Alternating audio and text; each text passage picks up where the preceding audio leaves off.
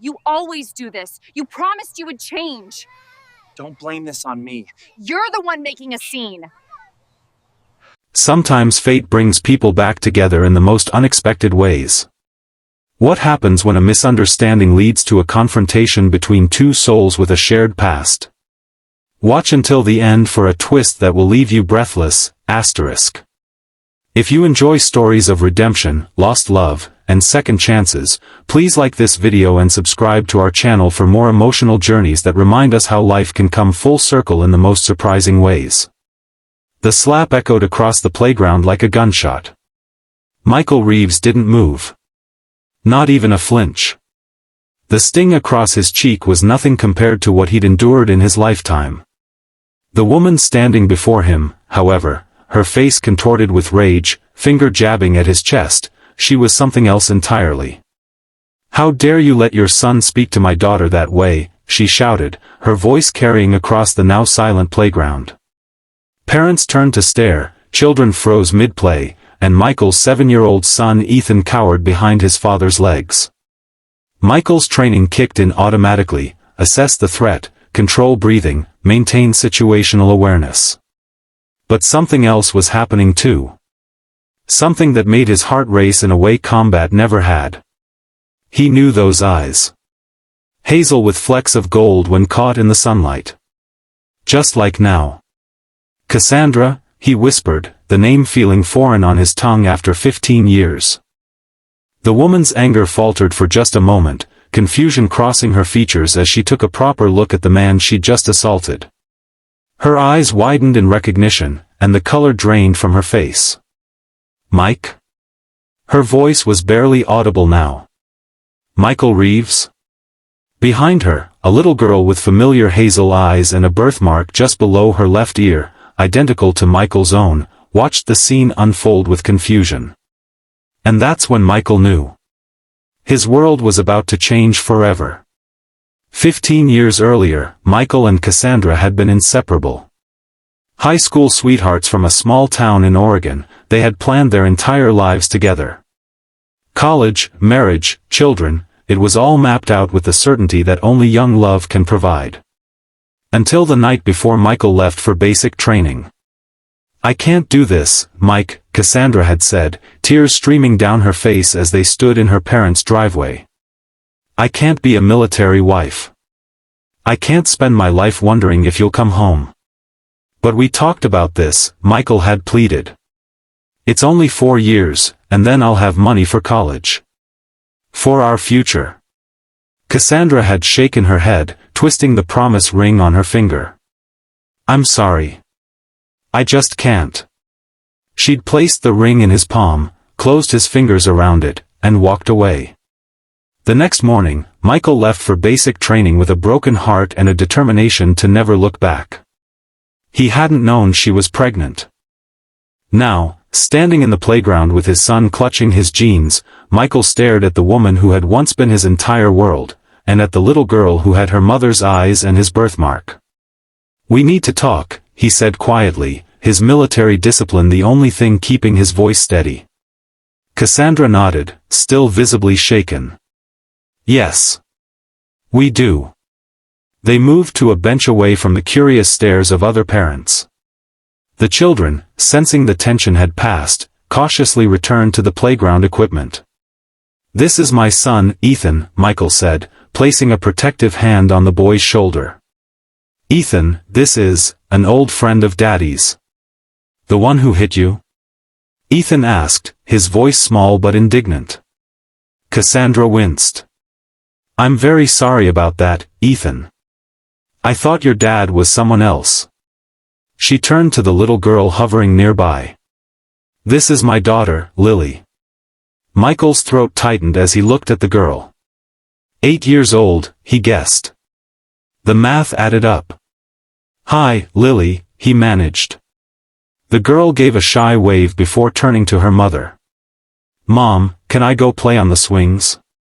Cassandra nodded, and Ethan looked up at his father with the same question in his eyes. "Go ahead, buddy. Stay where I can see you." As the children ran off, an uncomfortable silence settled between the adults. So, Michael finally said. Delta Force, huh? Cassandra asked, gesturing to the faded tattoo visible beneath the sleeve of his t-shirt. I guess you did more than your 4 years. Michael nodded. 12 years active duty. 3 deployments to Afghanistan, 2 to Iraq. Made it into Special Forces after my first tour. And now? Medically retired. Took some shrapnel in my left leg during an extraction mission. Nothing too serious, but enough to end my career. He didn't mention the nightmares, the hypervigilance, the way he still slept with a knife under his pillow. I work as a security consultant now. Flexible hours, good for a single dad. Cassandra's eyes drifted to Ethan on the swings. His mother? Car accident when he was 3. Drunk driver. Michael's voice was flat, practiced. He'd told the story enough times that he could almost say it without feeling the pain. Almost. I'm sorry, Cassandra said, and she seemed to mean it. Michael nodded toward Lily. And her father? Cassandra's gaze dropped to her hands. Not in the picture. Does he know about her? No. The word hung between them, heavy with implication. Is she mine, Cass? Cassandra looked up, tears brimming in her eyes. Yes. Michael exhaled slowly, his training once again keeping him centered when everything inside wanted to explode. Why didn't you tell me? I found out 2 weeks after you left. I was scared, confused. My parents were furious. They wanted me to. She trailed off. But I couldn't. Then I heard you'd been deployed, and it seemed wrong to drop something like that on you when you were in a war zone. And after? I tried to find you once, when Lily was about 2. The military wouldn't give me any information. Then I met someone, thought maybe we could be a family, but... She shrugged. It didn't work out. Michael watched Lily on the swings, her laughter carrying across the playground as she went higher and higher. His daughter. He had a daughter. What happened today? He asked, turning back to Cassandra. Why did you slap me? Cassandra's cheeks flushed with embarrassment. Lily came running to me, saying a boy had called her stupid because she couldn't do the monkey bars. I saw her pointing at Ethan, and then I saw you, and I just reacted. I've been under a lot of stress lately. We just moved here after my divorce, and Lily's been having trouble adjusting. She covered her face with her hands. God, I can't believe I slapped you. I've never done anything like that before. Michael surprised himself by chuckling. Well, I've been hit harder. Cassandra lowered her hands, a small smile playing at her lips. Still making jokes at the worst possible moments, I see. Some things never change. Their eyes met, and for a moment, it was like no time had passed at all. Then reality crashed back in as Ethan came running over, out of breath and excited. Dad! Dad! Lily can do a backflip off the swings. She showed me how. Michael's heart nearly stopped. She what? Cassandra was already on her feet. Lily Elizabeth. What have I told you about those backflips? As they hurried toward the swings, Michael couldn't help but notice how Ethan naturally fell into step beside Lily, the 2 children already forming a connection neither parent could have anticipated. And watching Cassandra lecture their daughter, about safety, Michael felt something he hadn't experienced in years, a sense of possibility. The next few weeks passed in a blur of awkward conversations, legal consultations, and DNA tests that confirmed what Michael already knew in his heart. Lily was his daughter, and now he had to figure out how to be her father without disrupting the life she'd built with Cassandra. They established a tentative routine. Michael would pick Lily up from school 2 days a week and have her every other weekend. Ethan was thrilled to discover he had a sister, especially one who could teach him cool tricks and wasn't afraid of anything. She's just like you, Dad, Ethan said one evening as Michael tucked him into bed. She's not scared of the dark or spiders or anything. Michael smiled, smoothing his son's hair. Being brave doesn't mean you're not scared, buddy. It means you do what needs to be done even when you are scared. Is that what you did in the army? That's what I tried to do. Ethan yawned, his eyelids growing heavy. I think Lily's mom is still scared of you. Michael paused. What makes you say that? She gets all weird when you come to pick us up. Like she doesn't know what to say. Out of the mouths of babes, Michael thought. It's complicated, buddy. Grown-up stuff. Do you like her? The question caught Michael off guard. We used to be very good friends, a long time ago. Before I was born? Way before you were born. Ethan seemed satisfied with this answer and drifted off to sleep, leaving Michael to ponder his son's observations. Was Cassandra afraid of him? Or was it something else entirely? The first major test of their new arrangement came when Lily's school scheduled a father-daughter dance. Michael learned about it from Ethan, who mentioned it casually over dinner. Lily says she's never been to one before because she didn't have a dad, Ethan said, pushing peas around his plate. But now she has you, so she can go. Michael set down his fork. Did Lily tell you she wants me to take her? Ethan shrugged. I dunno. But she seemed sad about it. That night, after Ethan was asleep, Michael called Cassandra. I heard about the father-daughter dance, he said after they'd exchanged pleasantries. There was a pause on the other end of the line. I was going to talk to you about that. Does Lily want me to take her? She hasn't said anything directly, but she's been looking at the flyer every day. I think she's afraid to ask. Michael took a deep breath. Would it be okay with you if I took her? Another pause, longer this time. Yes, Cassandra finally said. I think she'd like that. The night of the dance, Michael arrived at Cassandra's apartment in his best suit, a small corsage in hand. When Lily opened the door in a pale blue dress, her hair done up in an intricate braid, Michael felt his heart swell with a love he hadn't known was possible. You look beautiful, Lily, he said, kneeling down to her level. She beamed at him. Mom helped me pick the dress. She said blue was your favorite color. Michael glanced up to see Cassandra standing in the hallway, watching them with an unreadable expression. Your mom has a good memory, he said, offering Lily the corsage. This is for you. As he helped her put it on, Cassandra approached with a camera. Let me get a picture of you too. Michael stood beside his daughter, still somewhat in awe that this was his life now. As Cassandra raised the camera, Lily suddenly grabbed his hand. Is it okay if I call you Dad? She asked, her voice small but determined. Michael felt his throat tighten. I would be honored if you called me Dad. The flash went off, capturing the moment his eyes filled with tears and Lily's face lit up with joy.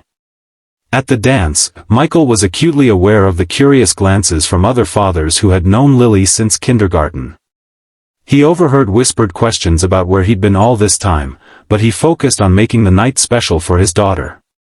They danced to every song, Michael teaching Lily how to stand on his shoes for the slow numbers. She told him about her friends, her favorite subjects in school, and her dream of becoming a veterinarian. Mom says I get my love of animals from you, she said as they took a break for punch. She said you used to rescue strays all the time. Michael smiled, remembering the three-legged cat and one-eyed dog he'd brought home during his relationship with Cassandra. Your mom's right. I couldn't stand to see an animal suffering. Is that why you joined the army? To help people who were suffering? The question, so innocent yet so profound, caught Michael off guard. Partly, he admitted. I also wanted to serve my country, and to earn money for college. Lily nodded thoughtfully. Mom said you were the bravest person she ever knew. Michael's heart skipped a beat. She said that? She has a picture of you in her drawer. I found it once when I was looking for batteries. She got really quiet when I asked who you were. Before Michael could process this information, the DJ announced the last dance of the evening. As Michael led Lily back to the dance floor, he found himself wondering what other things Cassandra might have told their daughter about him over the years. The incident at the community pool happened 3 months after Michael had re-entered Lily's life. Both children were enrolled in summer swim lessons, and Michael and Cassandra had fallen into the habit of sitting together during the sessions, making small talk that gradually became more comfortable. On this particular day, Cassandra had been called into work for an emergency, so Michael had offered to take both children to their lesson. He was sitting on the bleachers, watching Ethan struggle with his backstroke while Lily effortlessly glided through the water, when he noticed a man staring at him from across the pool. Something about the man's posture set off alarm bells in Michael's mind, the way he kept one hand inside his jacket, the nervous scanning of exits, the focused attention on the children in the pool. Michael casually moved to a different position, one that gave him a better vantage point while appearing to be simply seeking shade. The man adjusted his position as well, maintaining his line of sight to the pool. When the swim instructor called for a break, Michael waved the children over. "I need you both to go to the locker rooms and change quickly," he said, keeping his voice light but firm. "We're going to get ice cream." Ethan cheered, but Lily, more perceptive, glanced in the direction Michael had been watching. "Is something wrong, Dad?" "Nothing to worry about, sweetheart. Just a change of plans." As the children headed to the locker rooms, Michael positioned himself between them and the stranger, pulling out his phone to text Cassandra. Possible situation at the pool. Taking kids for ice cream. We'll explain later, He was about to put his phone away when the man began moving toward the locker rooms. Michael intercepted him, stepping directly into his path. "Can I help you?" Michael asked, his voice pleasant but his stance ready. The man startled, clearly not expecting to be confronted. "I'm just waiting for someone." "In the children's locker room area?" The man's hand moved inside his jacket, and Michael reacted instantly. In one fluid motion, he grabbed the man's wrist, twisted it behind his back, and forced him face first against the wall. "Security!" Michael called out, his voice carrying across the now silent pool area. "I need security here now." The man struggled briefly before Michael applied more pressure, causing him to gasp in pain. "Easy, man.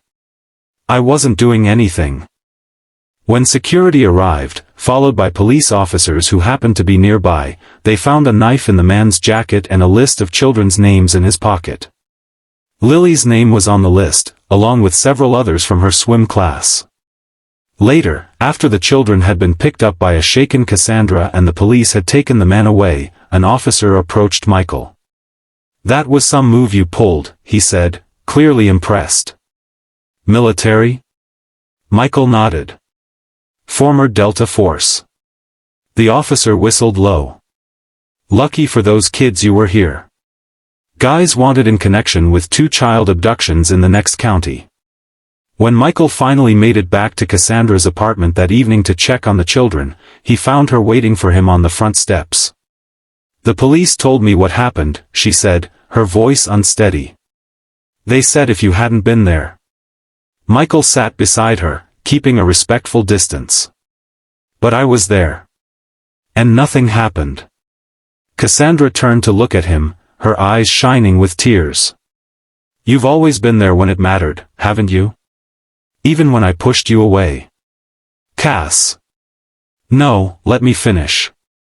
I've been thinking about this all day." She took a deep breath.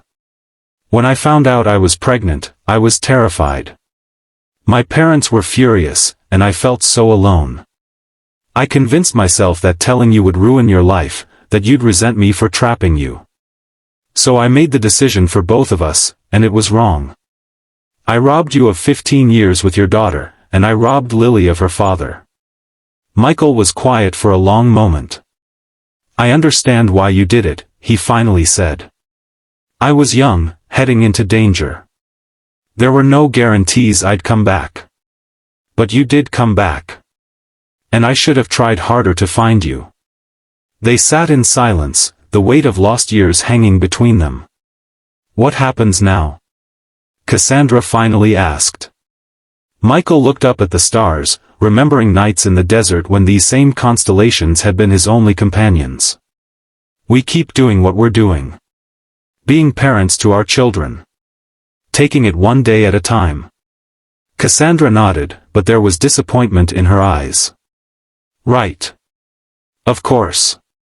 As she stood to go inside, Michael caught her hand. Cass, wait.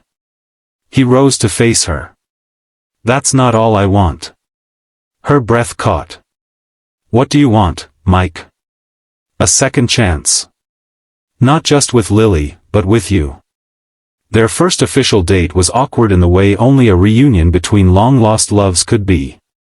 They went to dinner at a restaurant nice enough to require reservations but not so fancy that Michael felt out of place in his best non-military clothes. This is weird, isn't it? Cassandra said after they'd ordered, a nervous laugh escaping her. I mean, we have children together, but this feels like a first date. Michael smiled. In some ways, it is. We're not the same people we were at 18. No, we're not. She studied him across the table. You're quieter now. More, contained. And you're stronger. More confident. She raised an eyebrow. Even though I slapped you in public? Especially because of that, he said with a grin.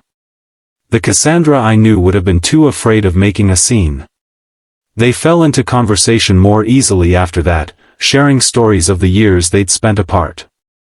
Michael was careful about which military experiences he shared, focusing on the camaraderie and the places he'd seen rather than the combat. Cassandra told him about her struggle as a single mother, working her way through college with an infant, and her brief marriage to a man who'd ultimately been unable to accept another man's child. Lily never warmed to him, she said. It was like she knew, somehow, that he wasn't her real father. As the evening progressed, Michael found himself relaxing in a way he hadn't in years. With Cassandra, he didn't have to explain his hypervigilance or why he always sat facing the door. She accepted these things as part of who he was now, without judgment or pity. When he walked her to her door at the end of the night, there was a moment of uncertainty. Should he kiss her goodnight? Shake her hand? Simply say goodbye? Cassandra solved the dilemma by rising on her tiptoes and pressing a soft kiss to his cheek. Thank you for tonight, she whispered. It was worth the 15-year wait.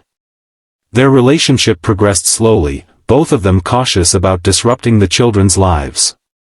They had family outings, trips to the zoo, picnics in the park, movie nights with popcorn and too much candy, but they were careful to maintain separate households. Until the nightmares started.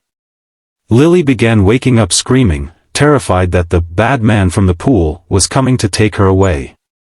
Cassandra would hold her until she fell back asleep, only to have the cycle repeat the next night. After a particularly bad week, Cassandra called Michael in desperation. She's asking for you, she said, her voice ragged with exhaustion. She says she feels safe when you're here. Michael arrived within 20 minutes, still in the sweatpants and t-shirt he'd been sleeping in. Lily was sitting in the living room, wrapped in a blanket, her eyes red from crying. Hey, sweetheart, he said softly, kneeling in front of her. Bad dream? She nodded, lower lip trembling. He was trying to take me away, and I couldn't find you. I'm right here, Michael assured her, gathering her into his arms. And I'm not going anywhere. He ended up staying the night, sleeping on the couch with Lily curled against his side. In the morning, Cassandra found them both still asleep, Lily's face peaceful for the first time in days. That afternoon, while the children were playing in the backyard, Cassandra approached Michael with a proposition. I've been thinking, she said, her voice carefully neutral. It might be good for Lily, for both kids, really, if we lived closer together. There's a duplex for rent about a mile from here. 2 separate units, but connected. Michael considered the idea. That could work. Ethan's been asking when Lily can sleep over, but my apartment only has one bedroom. So you'd be interested? I'd be interested. What neither of them said, but both understood, was that this arrangement would also allow them to continue exploring their rekindled relationship without rushing into cohabitation. They moved into the duplex a month later. The children were delighted with the connecting door between the units, which allowed them to move freely between Dad's side and Mom's side during agreed-upon hours. For Michael and Cassandra, the arrangement provided both proximity and privacy, a chance to rebuild trust while maintaining independence. The first major test of their new family dynamic came when Michael received a call from his former commanding officer. They need consultants for a training operation, he explained to Cassandra that evening after the children were asleep. 3 weeks at Fort Bragg, working with new recruits. Cassandra's face remained carefully neutral. When would you leave? Next Monday. So soon? Michael nodded. The pay is good. Really good. Enough to cover Ethan's therapy for the next year. Ethan had recently been diagnosed with anxiety, likely stemming from the loss of his mother. The specialized therapy he needed wasn't fully covered by Michael's insurance. You should go, Cassandra said after a moment. The kids and I will be fine. But there was something in her voice that took Michael back 15 years, to another conversation where words said didn't match feelings felt. What are you really thinking, Cass? She looked away. It's stupid. Tell me anyway. I'm afraid you won't come back, she whispered. Just like before. Michael moved to sit beside her on the couch, taking her hands in his. This isn't like before. I'm not going into combat. I'm teaching, on a secure base, in North Carolina. I know that logically. But emotionally. She shook her head. When you left for basic training, I was so scared of losing you that I pushed you away first. I've regretted it every day since. I'm coming back, Michael said firmly. To Ethan, to Lily, and to you. If you want me to. Cassandra met his gaze. I want you to. When Michael left the following Monday, there were tears from the children and a long, lingering kiss from Cassandra that held the promise of more when he returned. The 3 weeks stretched into 4 due to weather delays in the training schedule, but Michael called home every night, speaking first to the children and then to Cassandra. Their conversations grew deeper, more intimate, as the physical distance between them seemed to make emotional honesty easier. By the time Michael returned, something fundamental had shifted in their relationship. The cautious dance they'd been engaged in gave way to a certainty that they were moving in the same direction, at the same pace, for the first time in their lives. 6 months after moving into the duplex, Michael and Cassandra decided it was time to have a serious conversation with the children about the future. They gathered in the neutral territory of the shared backyard, sitting around the picnic table with ice cream as a preemptive bribe. We wanted to talk to you both about some changes we're thinking about, Cassandra began. Ethan immediately looked worried. Are we moving again? No, buddy, nothing like that, Michael assured him. We're talking about our family, the 4 of us. Lily, always perceptive, studied their faces. Are you guys getting married? Michael and Cassandra exchanged surprised glances. We haven't discussed marriage specifically, Cassandra said carefully. But we are thinking about combining our households. Living together as one family, in one home. So we'd all live on one side of the duplex? Ethan asked, confused. No, we'd find a new place, Michael explained. A house with enough room for everyone. The children were quiet, processing this information. Would I still be able to have my own room? Lily finally asked. Absolutely, Cassandra assured her. And can we get a dog? Ethan added hopefully. Michael laughed. That's definitely up for discussion. Then I think it's a good idea, Lily declared. Ethan's dad makes you happy, Mom. You smile more when he's around. Cassandra blushed. Is that so? Lily nodded solemnly. And Dad doesn't have as many bad dreams when you're there. It was Michael's turn to look embarrassed. He hadn't realized his daughter had noticed his nightmares. So it's settled, Cassandra said, reaching for Michael's hand across the table. We'll start looking for a house. And a dog, Ethan reminded them. And a dog, Michael agreed. They found a 4-bedroom house with a large backyard in a quiet neighborhood halfway between the children's school and Michael's office. The move was chaotic but joyful, with both children excited about their new rooms and the promise of a pet once they were settled. The dog, a 3-legged German Shepherd mix from the local shelter, joined their family a month later. Ethan named him Tripod, which made Lily roll her eyes but secretly approve.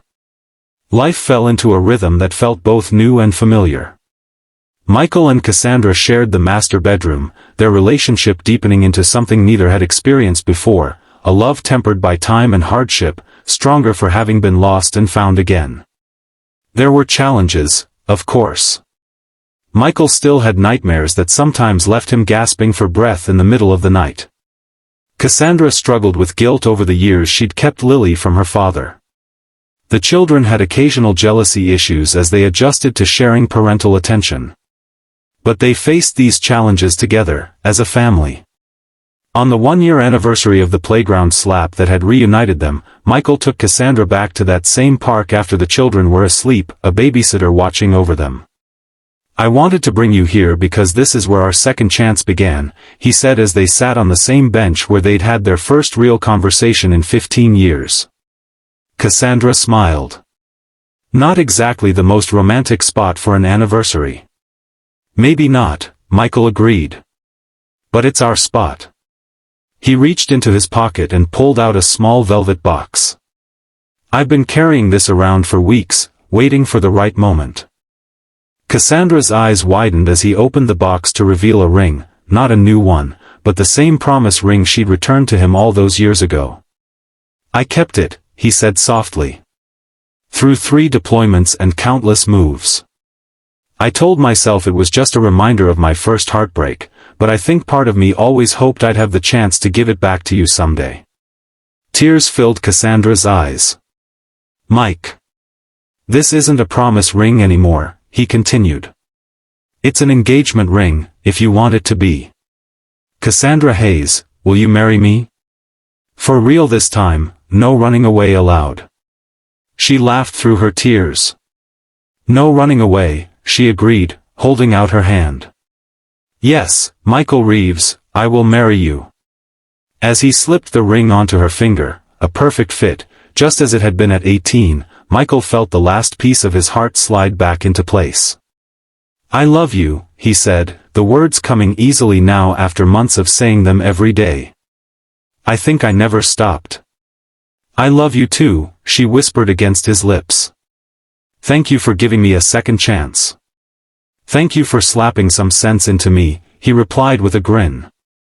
Their laughter echoed across the empty playground, a joyful sound that seemed to erase the pain of the past and promise a future neither of them had dared to imagine. The wedding was a small affair, held in the backyard of their new home with only close friends and family in attendance. Lily served as flower girl and maid of honor, while Ethan proudly carried the rings and stood as his father's best man. As Michael watched Cassandra walk toward him in a simple white dress, Lily's hand tucked in her elbow, he felt a sense of completion that had eluded him his entire life. His family, once fractured, now whole. During the reception, as the children chased Tripod around the yard and guests mingled under string lights, Michael's former commanding officer approached him with a glass of champagne. Never thought I'd see the day, Colonel Richard said, clapping Michael on the shoulder. The most focused, disciplined operator I ever commanded, brought down by love. Michael smiled, his eyes finding Cassandra across the yard. Best mission failure of my life, sir. Not a failure, son. A successful extraction. You got your heart back. Later that night, after the guests had gone and the children were asleep, Michael and Cassandra stood on their back porch, looking up at the stars. Do you ever wonder what would have happened if we hadn't lost those 15 years? Cassandra asked, leaning into his embrace. Michael considered the question. I think we needed those years apart. I needed to become the man who could be the husband and father you and the kids deserve. And I needed to become strong enough to stand beside you, not behind you. He kissed the top of her head.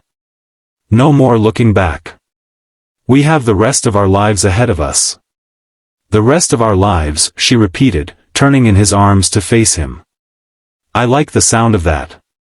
As they sealed the promise with a kiss, Michael knew that all the pain, all the loss, all the years of separation had led to this moment, this perfect moment when past and present aligned to create a future brighter than either of them had dared to dream. Sometimes, he thought, life gives you a second chance at a first love. And sometimes, if you're very lucky, that second chance turns out to be even better than the first. As our story comes to a close, remember that sometimes the most unexpected encounters can lead to the most beautiful reunions. If this journey of forgiveness, second chances, and rediscovered love touched your heart, please like this video and subscribe to our channel for more stories that remind us of the power of love to heal even the deepest wounds. Until next time, believe in second chances. They might just be waiting around the corner, perhaps even disguised as a misunderstanding on a playground.